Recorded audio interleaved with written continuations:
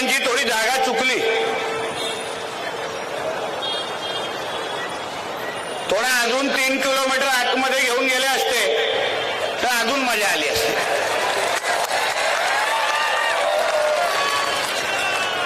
आता एवढा जवळ आणलंच आहे तर कुठेतरी थेट मुंब्राच्या चौकामध्ये ही सभा घेतली असती तर अजून मजा आली असती, नाही की नाही? कारण का शेवटी हे कोणाच्या अब्बाचा मुंब्रा नाही आहे, हे आमच्या हिंदू राष्ट्रामधले ही मुंब्रा देवी आहे, मुंब्रा देवी. आणि म्हणून आम्हाला इथे सभा घेणं, आमच्या भगवादारी मुंब्रामध्ये जाऊन आमच्या या हिंदू भूमीवर छत्रपती शिवाजी महाराजांचा जयघोष करणं, यासाठी आम्हाला कोणाची परवानगीची गरज नाही. मग म्हणे छत्रपती शिवाजी महाराजांच्या सैन्यामध्ये मुसलमान सैनिक होते. काय कोणाच्या पाकिस्तान मधला अब्बा मोजायला गेला होता काय? हा अर्धा आहे, दुसरा अर्धा आहे, असं कापलेलं आहे, मोजायला गेलेले काय? ते काय पूर्ण नसतात ना? आम्ही जेव्हा बोलतो, ज्यांच्या विरुद्ध आमच्या छत्रपती शिवरायांनी लढाई केली, स्वराज्य उभं केलं, ते कशाला केलं? हा जो औरंग्य आहे, जो टिप्या आहे, ज्याची हे लोक चाटतात,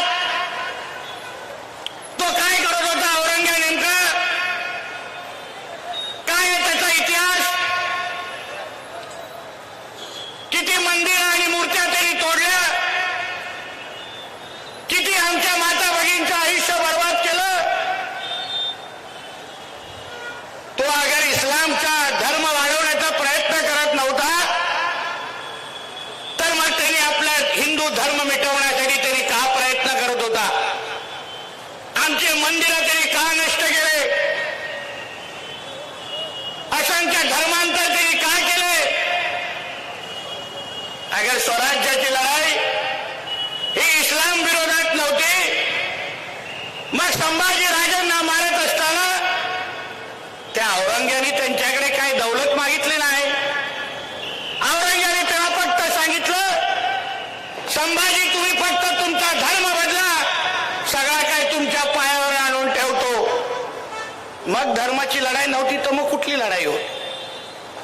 हाच मुद्दा आपण समजून घेतला पाहिजे. हे जे काय आज तुमच्या आजूबाजूला चालू आहे,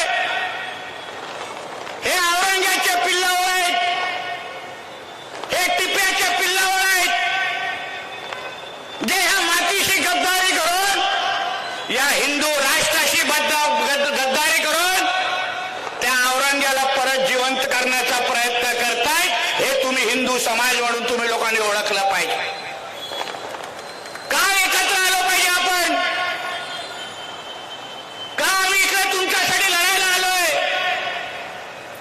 ताकी त्या मुंब्राच्या कानोकोपऱ्यामध्ये बसलेले ज्या ज्या मस्जिदीतून माझं हे भाषण ऐकतायत त्यांना कळून दे, ये तुम्हारा अब्बा का पाकिस्तान नहीं है, ये मेरे छत्रपती शिवाजी महाराज